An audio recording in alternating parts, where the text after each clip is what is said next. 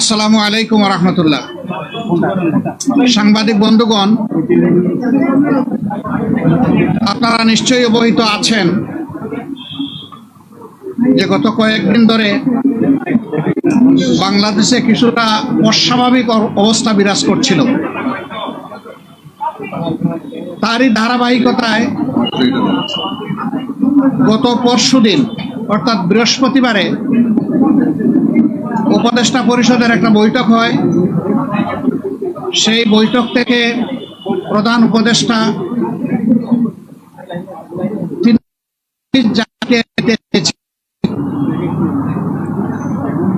তিনি সেটা দেননি, কিন্তু এই কথাটা খুব দ্রুত সমাজের সব দিকে ছড়িয়ে পড়ে, যার কারণে সমাজে একটা অনিশ্চয়তা, আশঙ্কা, আতঙ্ক দেখা দেয়। আমরা সেই দিনই বিষয়গুলোকে হিসাবে নিয়েছি, নোটিশে নিয়েছি। ঠিক একই সময়ে একজন রাজনৈতিক নেতা তার জনপ্রতিনিধিত্বের একটা দাবি নিয়ে তিনি একটা অবস্থান নিয়েছিলেন। আবার আরেকটা গুরুত্বপূর্ণ জায়গায় আরেকটা দাবিতে আরেক দল অবস্থান নিয়েছিলেন। এই সব কিছু প্রধান উপদেষ্টার জন্য কিছুটা কষ্টের, কিছুটা বিরক্তির ছিল, যার কারণে তিনি তার দায়িত্বের ব্যাপারেই পুনর্বিবেচনা করবেন এরকম একটা অভিব্যক্তি তিনি প্রকাশ করেছিলেন, কিন্তু কার্যত এটা অফিসিয়ালি সামনে আসে নাই। এ বিষয়ে আপনারাও আমাদের মতোই বিচলিত ছিলেন, আমরা এটা বিশ্বাস করি। কারণ দেশ আমাদের সবার, দেশ ভালো থাকলে আমরা সবাই ভালো থাকব। 24 জুলাই বিপ্লবের মধ্য দিয়ে দেশে একটা পরিবর্তন এসেছে, কিন্তু এই পরিবর্তনে এখন যারা নেতৃত্ব দিচ্ছেন সরকারে, তারা তাদের পরিচয় হচ্ছে যে তারা কোনো পার্টিকে বিলং করবেন না। এটা হওয়া উচিত, কিন্তু এখানেও কিছু ব্যতিক্রম ঘটেছে। এটাও মাঝে মধ্যে সমাজকে উদ্বিগ্ন করেছে। আবার স্বাভাবিকভাবেই এই পরিবর্তন বা বিপ্লবের অবশ্যম্ভাবী দাবি ছিল যে অর্থবহ কিছু সংস্কার করা লাগবে এবং যারা অপরাধী তাদের বিচার হতে হবে। এই সংস্কার এবং বিচারের মধ্য দিয়েই একটা অর্থবহ নির্বাচন হবে, যেই নির্বাচনে সমতল মাঠ থাকবে। নির্বাচনে যারা অংশগ্রহণ করবেন তাদেরকে কোনো ধরনের ষড়যন্ত্রের মুখোমুখি হতে হবে না। এখানে পেশি শক্তি এবং কালো টাকার প্রভাব চলবে না। 15.5 বছর মানুষ 3টা নির্বাচনে তার ভোটের অধিকার প্রয়োগ থেকে বঞ্চিত হয়েছে। এবার তারা নিঃসংকোচে নিজের এই অধিকারটা প্রয়োগ করতে চায় এবং এই সুযোগ পাবে, নিশ্চিত হবে। এটি হচ্ছে জনগণের দাবি। প্রধান উপদেষ্টা ইতিমধ্যে কয়েকবার তিনি বলেছেন নির্বাচন তিনি দিতে চান এই বছরের ডিসেম্বর থেকে শুরু করে আগামী বছরের জুনের মধ্যবর্তী কোনো এক সময়, কিন্তু তিনি সুনির্দিষ্ট কোনো রোডম্যাপ দেননি, কোনো মাস সপ্তাহ তিনি ঘোষণা করেননি। এটাকে কেন্দ্র করে বিভিন্ন ধরনের দাবি এই নির্বাচনের রোডম্যাপের ব্যাপারে আছে। আমাদেরও কিছু রিকমেন্ডেশন ছিল, আমরা তার প্রতি সম্মান রেখেই বলেছিলাম যে দায়িত্ব আমরা সবাই মিলে তাকে দিয়েছি, তিনি চেয়ে নেননি এবং তিনি দলের পক্ষ থেকেও নির্বাচিত কোনো দায়িত্বশীল নেতা নন, বরঞ্চ তিনি জনগণের ঐক্যমতের ভিত্তিতে এই জায়গাটায় একটা গুরুবার তিনি গ্রহণ করেছেন। তাকে আমরা তার সম্মান বজায় রেখে দেশের স্বার্থটা তিনি দেখবেন, সেটা আমরা সবসময় বলে আসছি। আমরা আজকে ওই ব্যাপারে কথা বলেছি। আমরা বলেছি 2টা বিষয় স্পষ্ট করা দরকার। একটা, নির্বাচনটা কখন হবে, আপনি যে সময়সীমা দিয়েছেন এর ভিতরেই জনগণের কোনো ধরনের বড় ভোগান্তি না হয়ে একটা কমফোর্টেবল টাইমে এই নির্বাচনটা হওয়া উচিত আমরা মনে করি। আর 2 নম্বর আমরা বলেছি এই নির্বাচনের আগে অবশ্যই সংস্কার এবং দৃশ্যমান বিচারের কিছু প্রক্রিয়া জনগণের সামনে আসতে হবে।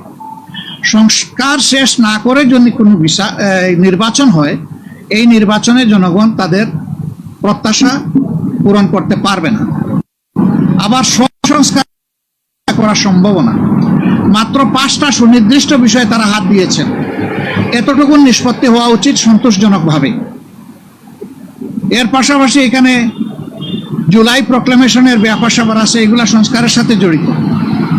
তো অনেক দলের দাবি দেওয়ার মধ্যেও কিছু ভিন্নতা আছে, এটা থাকবে। দল যেহেতু আলাদা, মতেরও ভিন্নতা থাকবে, এটাই স্বাভাবিক। গণতন্ত্রের সৌন্দর্য হচ্ছে আমার মতটি আমি প্রকাশ করব, আরেকজনের মতের প্রতি আমি শ্রদ্ধা দেখাবো। আমি কারো মতকে তুচ্ছ জ্ঞান করব না, উপহাস করব না, এবং কাউকে অপমানিত করব না। কিন্তু আনফরচুনেটলি এই সীমা আমরা অনেকেই রক্ষা করে চলতে পারি না। আমাদের পারা উচিত। গণতন্ত্রের স্লোগান হচ্ছে let us agree to disagree. আসো আমরা এক হই যে আমাদের ভিন্ন মত প্রকাশ করার অবকাশ আছে, সুযোগ আছে। এই থিওরির উপর আমাদের সকলকে আসতে হবে। আমরা বিশ্বাস করি সমস্ত দলই দেশকে ভালোবাসে। ভালোবাসার জায়গা থেকে দায়িত্ববোধের পরিচয় দিয়ে আমরা সবাই যদি এগিয়ে আসি এবং আমরা যদি সংস্কার প্রক্রিয়াকে অর্থবহ সহযোগিতা করি, তাহলে একটা অর্থবহ সংস্কারের মধ্য দিয়ে একটা অর্থবহ নির্বাচন নিশ্চিত হতে পারে ইনশাআল্লাহ। আমরা সেই দিনটির অপেক্ষায় আছি। সমাজে যে অস্থিরতা দেখা দিয়েছিল এই বিষয়টাকে কেন্দ্র করে, প্লাস বিভিন্ন ব্লকেটকে কেন্দ্র করে আপাত দৃষ্টিতে তা কিছুটা কেটেছে।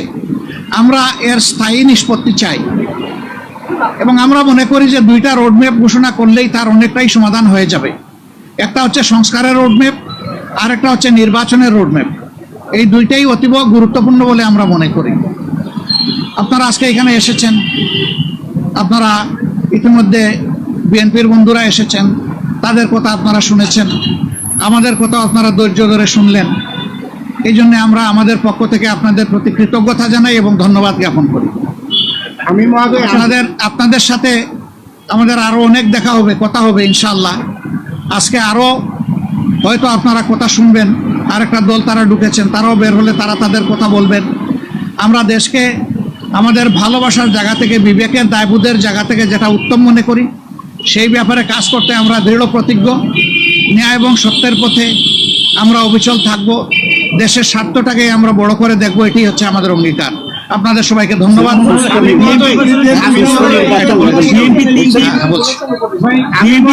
আপনারা যে আজকে আলাপ করলেন, এটার প্রেক্ষিতে আপনারা কোনো সময়সীমা বেঁধে দিয়েছেন কিনা এবং আপনারা রোড এই সংস্কারের পরে নির্বাচন চাচ্ছেন কিনা? অবশ্যই সংস্কারের পরে সবাই নির্বাচন চায়। আমরা এর আগের দল বলেছে যদি তারা নির্বাচন ক্ষমতায় যায় তাহলে তারা সংস্কার কন্টিনিউ করবে এবং আওয়ামী লীগের বিচার কন্টিনিউ করবে। আপনারা কি এটা বিএনপি কখনো কখনো বললে, তারা কিন্তু বারবার এখনো বলছে যে আমরা সংস্কারের বিরোধী নই, তবে নির্বাচনের রোডম্যাপটা আমরা চাই সুনির্দিষ্টভাবে। সেটা তো আমরাও চাই, কিন্তু আমরা কোনো সময় বেঁধে দেইনি। আমরা কমফোর্টেবল 2টা টাইম আপনাদের মাধ্যমে এই জাতিকে জানিয়েছি। যদি সংস্কার শেষ হয়ে যায় তাহলে ফেব্রুয়ারির মধ্যভাগে এটা হতে পারে, আর যদি সংস্কারের ভিতরে শেষ না হয় আরেকটু সময় লাগে, এরপরেই যেহেতু রোজা শুরু হয়ে যাবে, রোজার পর হতে হবে, তারপরে এটাকে টেনে লম্বা করলে কোনো সুষ্ঠু নির্বাচন করা সম্ভব হবে না। আমাদের দেশের আবহাওয়া এটা এলাও করবে না।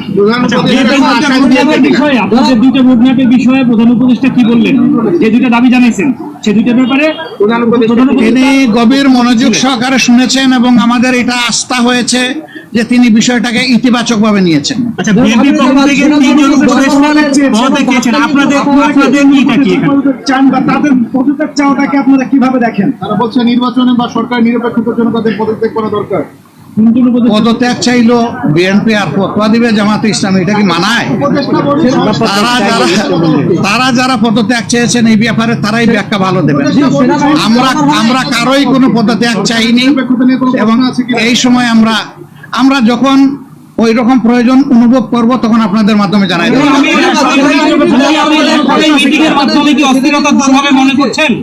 এই যে অস্থিরতার অবস্থা বিরাজ করছে আপনারা আমরা রাজনৈতিক আশাবাদী, দল আমরা আশাবাদী কতটুকু দূর ইনশাআল্লাহ। হবে মনে করছেন? পুরাটাই দূর হবে ইনশাল্লাহ। আজকের প্রধান উপদেষ্টা আপনাদের ডেকেছিলেন, আপনারা উনি আসেন নাই, আপনারা এইসব বিএনপি এবং আপনাদের কথা বলেছেন, কিন্তু সরকার বা প্রধান উপদেষ্টা আপনাদের কেন ডেকেছিল? কি বলতে চায় সরকার আপনাদের? কিছু আপনি বলেন সরকার আপনাদেরকে কি বলতে চায়? এটা ঠিক আমাদের ব্যাপার আর বিএনপির ব্যাপারে একরকম না, একটু হলেও যদি একটু ডিফারেন্স আছে। আমরা কিন্তু নিজেই চেয়েছি, আমরা নিজেই চেয়েছি এবং টাইমটা ফিক্স আপ হয়েছে। কালকে আপনারা সংবাদ মাধ্যমে এটা অলরেডি জানতে পেরেছেন। সরকার কি মেসেজ হ্যাঁ, সেটা আমি পরে আসতেছি। ওনার দাওয়াত আমরা পেয়েছি, এটা অস্বীকার করব না, কিন্তু এর আগে আমরাই চেয়েছি এবং আমাদের চাওয়ার প্রেক্ষিতেই আজকে সন্ধ্যা 6টায় এই সময়টা নির্ধারিত হয়েছিল। আমাদের অন্য একটা দলীয় কর্মসূচি থাকার কারণে আমরাই চেয়েছিলাম যে আমাদেরকে আরো 2 ঘন্টা পিছিয়ে দেওয়া হোক। সে আমাদের অনুরোধের প্রেক্ষিতেই 8টা ফিক্স করা হয়েছিল, যদিও 8টায় আমরা শুরু করতে পারি নাই, একটু পরে আমরা শুরু করেছি। উনি ডেকে এইটুকুই বলেছেন, দেশ আমাদের সবার, আমি অবশ্যই অর্থবহ, সুষ্ঠু, স্বচ্ছ একটা নির্বাচন দিতে চাই, আমি যেন তেন কোনো নির্বাচন দিতে চাই না। এবং তিনি আমাদের কথা মনোযোগভাবে শুনেছেন আর বলেছেন যে আপনাদের পরামর্শগুলা আমি প্রয়োজন মনে করি, আপনারা যে পরামর্শ দেবেন অবশ্যই আমি এগুলা কনসিডারেশন নেব, অন্যদের কথাও আমি শুনবো এবং আগামীকালকেও তিনি আরো অনেকগুলা দলকে দাওয়াত দিচ্ছেন, তাদের কথাও তিনি শুনবেন। সবার কথা শোনার পরে তিনি আশা করি তার একটা সিদ্ধান্ত তিনি ম্যাচিউর করবেন। সবাইকে ধন্যবাদ, অনেক অনেক ধন্যবাদ। আরো দেখা হবে, সাংবাদিক বন্ধুদের সাথে আরো অনেক দেখা হবে। আসসালামু আলাইকুম রহমতুল্লাহ।